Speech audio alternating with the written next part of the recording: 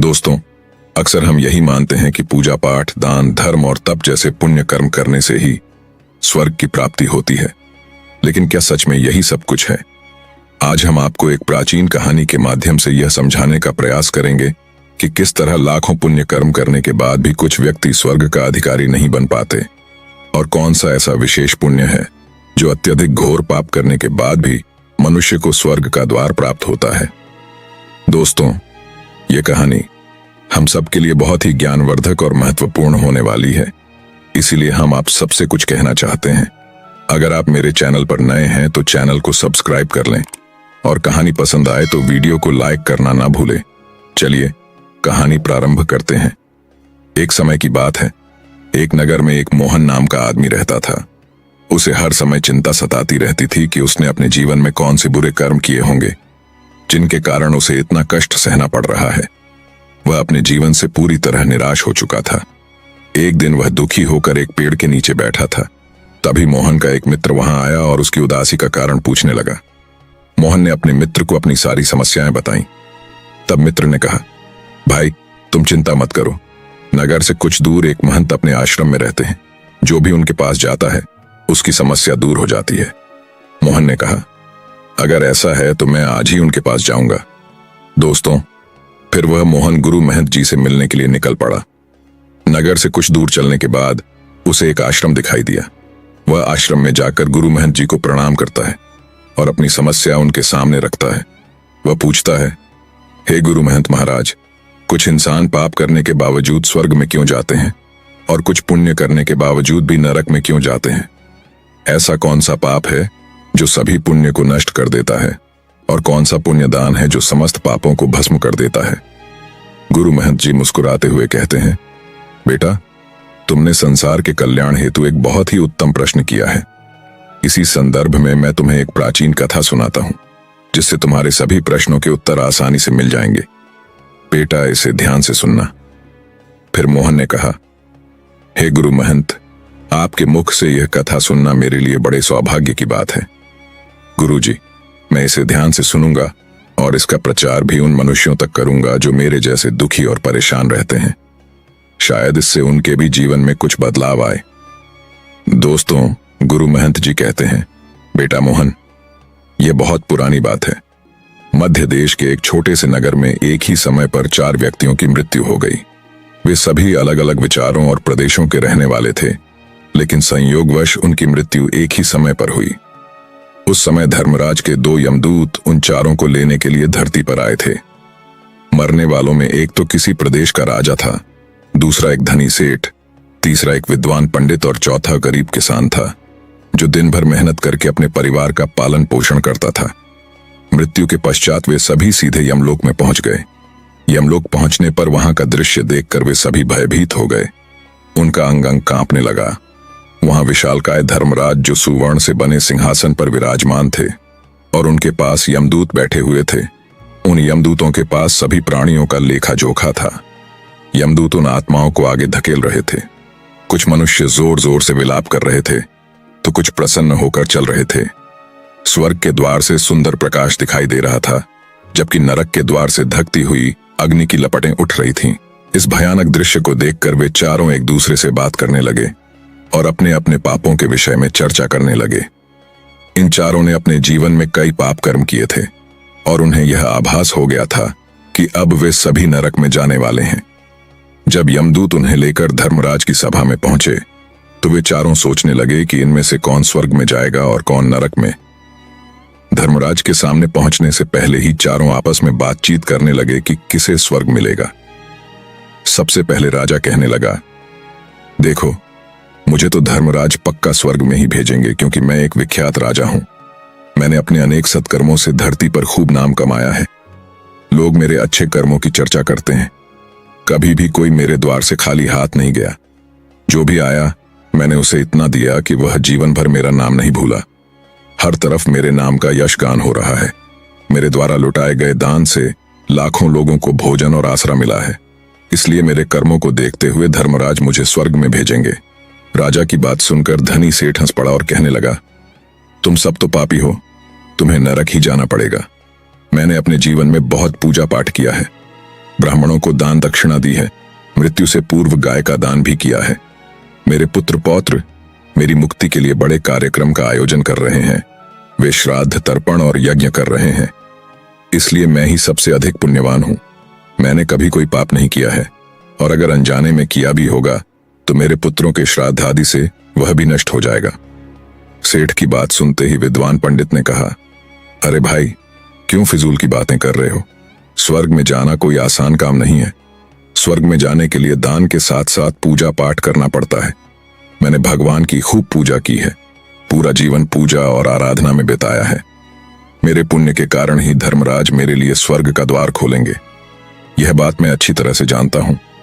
जब इस प्रकार तीनों ने अपनी अपनी बातें की, तब वे चौथे व्यक्ति किसान की ओर देखने लगे कि अब वह क्या कहता है। क्या उसने भी कोई अच्छा काम किया है या नहीं, या फिर उसका पूरा जीवन मजदूरी में ही बीता है? किसान उन सब की बातों को चुपचाप नीचे नजरें झुकाए सुनता रहा, और वे तीनों बड़े गर्व से अपनी प्रशंसा करते रहे। तभी धर्मराज अपने साथी यमदूत के साथ दरबार में उपस्थित हुए। यमदूत के हाथों में एक मोटी सी किताब थी, जिसमें समस्त प्राणियों के कर्मों का लेखा जोखा था। धर्मराज अपने आसन पर विराजमान हुए। इसके बाद यमदूत ने राजा को अपने पास बुलाया और उससे पूछने लगे, तुम बताओ, तुम तो धरती पर विख्यात राजा थे। अपने जीवन में तुमने कौन कौन से शुभ कर्म किए हैं? कितने लोगों को दुख और कितनों का भला किया है? मैं अपनी पुस्तक देखकर यह निर्णय करूंगा कि तुम स्वर्ग में जाने के अधिकारी हो या नहीं। बड़े गर्व के साथ राजा अपने कर्म बताने लगा। हे धर्मराज, मैं एक बड़े राज्य का स्वामी था। मेरा राज्य बहुत ही समृद्ध और खुशहाल था। मेरे राज्य में गरीब लोग बहुत कम थे। सब मेरी छत्र छाया में आनंद पूर्वक जीवन यापन कर रहे थे। मैंने अपने राज्य के लोगों को किसी चीज की कमी नहीं होने दी। मेरे यहाँ हर भूखे को भोजन मिलता था। हजारों और लाखों की धनराशि रोज दान में दी जाती थी। प्रजा मुझसे बहुत प्रसन्न रहती थी। यही मेरे जीवन के अच्छे कर्म हैं। राजा की बात सुनकर यमदूत ने अपनी पुस्तक उठाई और उसमें देखने लगे। पुस्तक में देखकर उन्होंने राजा से कहा, तुम जो कह रहे हो वह सत्य है। तुमने अपनी प्रजा को बहुत सुख दिया है, परंतु इसके साथ साथ तुमने बहुत बड़ा अपराध भी किया है। तुमने अपने नगर की सीमा को बढ़ाने के लिए जितने युद्ध लड़े हैं, उन युद्धों में हजारों लाखों की संख्या में सैनिकों ने अपनी जान गंवाई है। उन सब की मृत्यु का कारण तुम बने हो। उनके परिवारों, उनके बच्चों को अनाथ करने वाले तुम हो। उनकी पत्नियों को विधवा बनाने वाले भी तुम हो। उनकी माताओं की गोद सूनी करने वाले भी तुम ही हो। तुमने अपने ही सैनिकों के हजारों परिवारों को हमेशा दुख दिया है। युद्ध लड़कर नगर बढ़ाने से अच्छा था कि तुम अपने पड़ोसी नगरों से मित्रता करके उनके साथ कारोबार बढ़ाते। तब भी तुम्हारा नगर समृद्ध और संपन्न रहता। तुमने अपनी प्रजा को नहीं, सैनिकों को सुखी बनाया है। इसलिए तुम स्वर्ग के अधिकारी नहीं हो। यह बात सुनकर राजा चुपचाप पीछे हट गया। इसके बाद यमदूत ने सेठ से पूछा, तुमने धरती पर कौन कौन से अच्छे कर्म किए हैं? तब सेठ कहता है, हे धर्मराज, मैंने धरती पर जितना धन कमाया उसका आधा भाग अच्छे कार्यों में लगाया। लाखों लोगों को भोजन कराया, कई आश्रमों को दान दिया है, कई बेघर लोगों को अपने धन से सहायता की है, कई नगरों में मंदिरों का निर्माण कराया है, कई जगह पर धर्मशालाएं बनवाई हैं और प्रत्येक तीर्थ में भंडारे करवाए हैं। यही मेरे जीवन के शुभ कर्म हैं। सेठ की बात सुनने के बाद यमदूत ने अपनी पुस्तक खोली, जिसमें उसके जीवन के सारे अच्छे बुरे कर्म लिखे हुए थे। फिर धर्मराज बोले, अरे दुष्ट, तूने जो पाप किए हैं वे तेरे सारे पुण्यों पर भारी हैं। तेरे एक पाप के कारण तेरा सारा पुण्य नष्ट हो गया है। यदि तूने यह पाप नहीं किया होता तो तू स्वर्ग में जा सकता था, लेकिन तूने यह पाप जानबूझकर किया है, इसीलिए तुझे नरक में अवश्य जाना पड़ेगा। इतना सुनकर वह सेठ बोलता है, हे धर्मराज, इन चारों ने जो भी पुण्य किए हैं वे तो मैंने भी किए हैं, बल्कि उनसे अधिक ही किए हैं। फिर भी मैंने ऐसा कौन सा पाप किया है जो मुझे नरक में भेजा जा रहा है? धर्मराज कहते हैं, हे सेठ, याद कर, तूने उस अबला विधवा नारी पर झूठा आरोप लगाया था कि उसने तेरे घर पर चोरी की है। इसके साथ तूने और भी झूठा उस पर अन्य गलत आरोप लगाए थे। उसे दुष्ट, नीच नारी और चरित्रहीन कहकर उसके सम्मान का अपमान किया, और राजा ने तेरी बात सत्य मानकर उस अबला को मृत्यु दंड दे दिया था। मनुष्य ब्रह्म हत्या, चोरी, मदिरापान जैसे घोर पापों का प्रायश्चित कर सकता है, किंतु झूठा आरोप लगाने का प्रायश्चित नहीं है। जो दूसरों पर झूठे आरोप लगाता है, सत्य जानते हुए भी उन्हें दोषी ठहराता है, वह सबसे बड़ा पापी है। उसके सभी पुण्य नष्ट हो जाते हैं। इसीलिए तेरे किए हुए सारे पुण्य इस एक पाप के कारण शून्य हो गए हैं। तुमने जो कुछ भी अच्छा कार्य किया है वह भी निष्फल हो गया है। इसलिए तुम स्वर्ग में जाने के अधिकारी नहीं हो। यमदूत की बात सुनकर सेठ भी उदास होकर पीछे हो गया। इसके बाद यमदूत ने विद्वान पंडित जी को आगे बुलाया और पूछा, तुमने अपने जीवन में कौन से अच्छे कर्म किए हैं? तब विद्वान पंडित जी ने कहा, हे यमदूत, मैंने हजारों लोगों को ज्ञान दिया है, यज्ञ अनुष्ठान कराए हैं, घर घर पूजा कराई है, दिन रात मैंने ईश्वर की आराधना की है, हजारों कन्याओं का विवाह कराया है, लाखों श्राद्ध कराए हैं और अनगिनत लोगों को जीवन का मार्ग दिखाया है। इससे ज्यादा पुण्य और क्या हो सकता है? तब यमदूत अपनी पुस्तक देखकर बताते हैं, हे विद्वान पंडित महाराज जी, आपका कहना सत्य है कि आपने हजारों लोगों को ज्ञान दिया है, लेकिन उस ज्ञान पर आपने कभी अमल नहीं किया। आपने सैकड़ों यज्ञ अनुष्ठान कराए, पर निस्वार्थ भाव से नहीं। तुम सदैव धन के लोभी रहे हो, इसलिए तुम स्वर्ग के अधिकारी नहीं हो। अब विद्वान पंडित जी भी उदास होकर पीछे हो गए। अब केवल किसान बचा था। वह किसान यह सब देखकर हैरान था कि अब तक जिनको वह महान समझता था उनमें से कोई भी स्वर्ग का अधिकारी नहीं निकला। तो मैं कैसे स्वर्ग में जा सकता हूं? मुझे तो स्वर्ग की कल्पना भी नहीं करनी चाहिए, क्योंकि मैंने तो कभी पूजा पाठ, जप तप या दान का कार्य भी नहीं किया है। मैं तो मेहनत मजदूरी करके सारे जीवन अपने परिवार का पालन करता रहा हूं।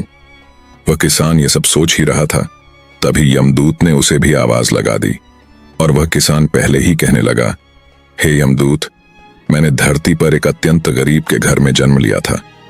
दान, हवन, पूजा पाठ करने की स्थिति ही नहीं थी मेरी, तो शुभ कर्म कहां से कर सकता था? मैं तो मुश्किल से अपने परिवार का पालन पोषण ही कर पाता था। मैं जानता हूं भगवान कि मैं स्वर्ग में जाने का अधिकारी नहीं हूं। मैंने धरती पर भी नर्क भोगा है और आगे भी नर्क में ही जाने की हैसियत है। किंतु हे प्रभु, मेरी यहां पर एक ही इच्छा है। मैं स्वर्ग में तो नहीं जा पाऊंगा, लेकिन एक बार स्वर्ग को अपनी आंखों से देखना चाहता हूं। बस एक झलक पाने की इच्छा है, इससे अधिक मेरी कोई और चाहत नहीं है। मैंने ऐसा कोई बड़ा पुण्य नहीं किया है जो मुझे कुछ देर के लिए ही सही स्वर्ग में पहुंचा दे। मजदूरी करने के बाद लोगों की सेवा के लिए मेरे पास समय नहीं बच पाता था। जो भी थोड़ा समय बचता वह मैं अपने बूढ़े माता पिता की सेवा में लगा देता था। उनके लिए भोजन बनाता, वस्त्र बदलता और अपने परिवार का देखभाल करता। यही मेरी दिनचर्या थी। मुझे तो मंदिर जाने का भी अवसर नहीं मिलता था। किसान की बात सुनकर यमदूत ने अपनी पुस्तक देखी और फिर पूछा, हे मानव, ध्यान से सोचकर बताओ, क्या कभी तुमने कोई शुभ कर्म किया है? तब किसान अपने पूरे जीवन की घटनाओं को याद करने लगा। तब उसे एक घटना याद आई। एक बार उसे बहुत तेज भूख लगी थी और वह रोटी खाने के लिए बैठा ही था कि तभी एक कमजोर बीमार गाय वहां आ गई, जो चल फिर भी ठीक से नहीं पा रहा थी। वह आकर मेरे सामने बैठ गई और रोटी की ओर देखने लगी। मैं समझ गया कि वह गाय बहुत भूखी है। मेरे भीतर से आवाज आई कि इस बेजुबान जानवर को भूखा छोड़कर मैं अकेला कैसे खा सकता हूं। मैंने वह रोटी स्वयं न खाकर उस गाय को खिला दी और उस दिन पूरे दिन भूखे पेट रहकर ही काम किया। किसान की बात सुनकर यमदूत मुस्कुराए और उसका हाथ पकड़कर बड़े सम्मान के साथ उसे स्वर्ग में लेकर गए। धर्मराज बोले, वास्तव में आप ही स्वर्ग में रहने के असली अधिकारी हैं।